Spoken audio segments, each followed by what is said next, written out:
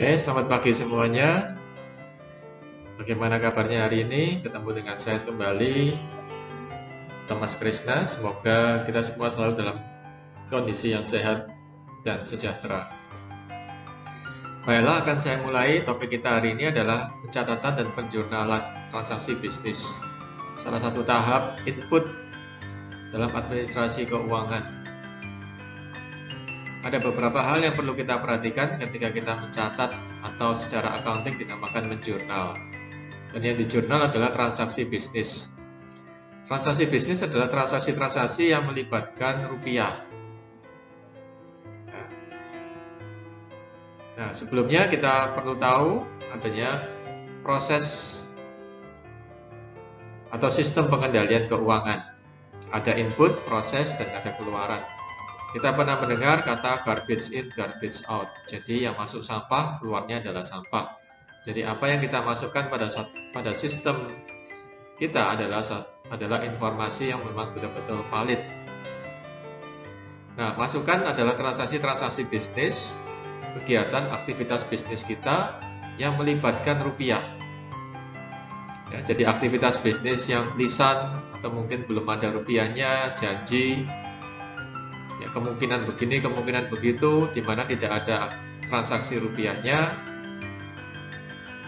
maka belum bisa kita masukkan dalam sistem accounting kita. Dan ini perlu juga didukung oleh bukti-bukti pendukung atau dokumen sumber. Ya, bisa hard copy, bisa soft copy, ya, bisa faktur, daftar gaji. Ya. Nah, nota pembelian, nota penjualan itu bisa menjadi bukti dasar untuk masuk pada input pada administrasi atau proses sistem accounting kita. Ya. Nah, kemudian dari situ terjadi proses analisis, pengakuan, alokasi, klasifikasi, penggabungan, dan penyederhanaan untuk pelaporan. Dan outputnya adalah laporan keuangan yang berupa neraca, laporan perubahan modal, dan laba rugi. Nah, kita perlu tahu, meskipun outputnya adalah laporan keuangan, tetapi dengan menjalankan sistem tersebut, kita sudah melaksanakan proses pengendalian keuangan, pengendalian, pengawasan, dan monitoring keuangan. Hal-hal apa yang perlu atau jangan sampai kita lupakan ketika kita mencatat transaksi bisnis tersebut? Ya. Yang pertama adalah kita catat transaksi tersebut sesuai dengan kronologis. Ya, jadi menurut waktu yang sama, hari yang sama. Jadi hari tersebut. Ya.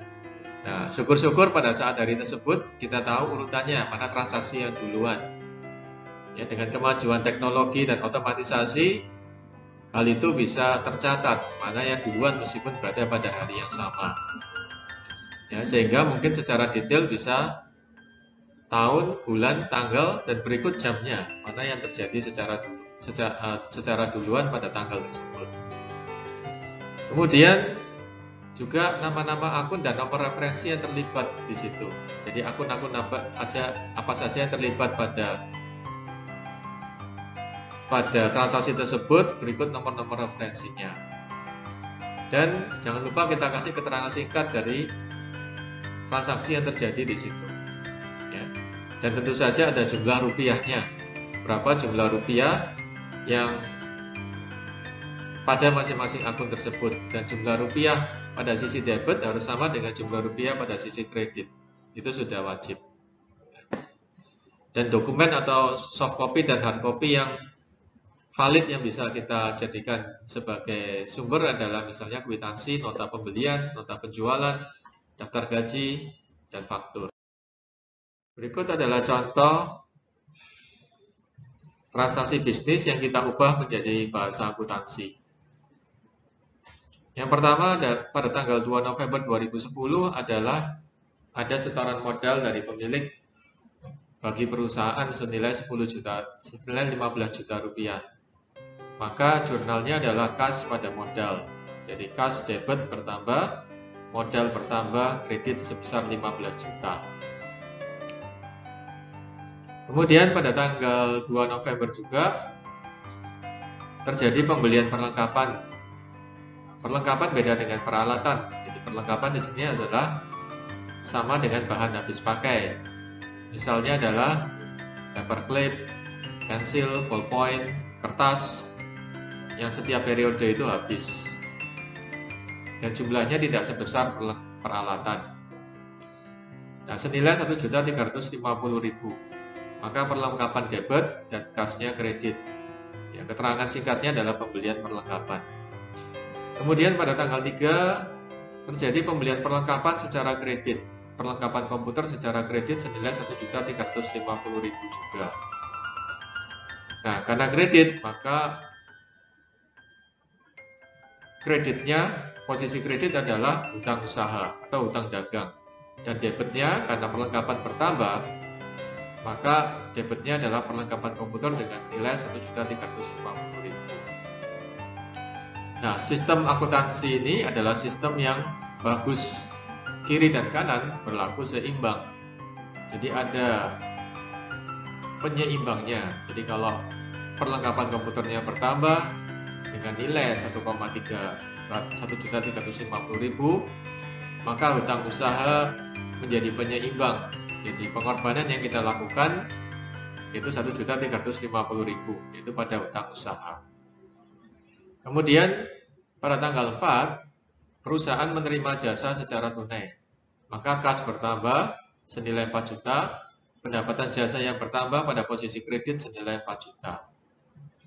Kemudian pada tanggal 5 perusahaan membayar gaji karyawannya, maka biaya gaji itu debit dan kreditnya adalah kas. Kemudian pada tanggal 6 kita menerima pendapatan jasa, atau kita berhak mendapatkan jasa kita telah menyelesaikan jasa kita tetapi belum dibayar secara tunai. Asumsi kita pihak lawan mempunyai itikat baik untuk membayar, sehingga kita tempatkan akun piutang usaha pada debit dan pendapatan jasa yang bertambah pada kredit. Kemudian pada tanggal 7 kita membayar hutang senilai 950.000. Maka hutang dagang debit karena hutang dagang kita berkurang, kas kita pun berkurang, yaitu kredit sebesar 950.000. Dan pada tanggal 8 pemilik mengambil sejumlah uang untuk keperluan pribadinya. Akunnya adalah namanya privé, dan privé ini diperlakukan sama dengan biaya. Jadi pada posisi debit senilai 2 juta, kas berkurang senilai 2 juta. Dan apabila transaksi pada bulan tersebut hanya sampai pada tanggal 8, maka kita harus mentotal nilai masing-masing debit dan nilai masing-masing kredit, dan jumlahnya harus sama atau balance. Dan total pada sisi debit adalah 30.275.000, demikian pula pada sisi kredit dengan nilai yang sama. Nah, saya kira pada bagian ini cukup sampai di sini. Tetaplah bekerja, berlatih, menjawab pertanyaan diskusi, sehingga pemahaman kita semua menjadi lebih dalam. Kita terus belajar, bekerja, dan berdoa, dan tetap selalu semangat. Semoga video ini bermanfaat bagi kita semua. Terima kasih, dan jangan lupa like, comment, dan subscribe.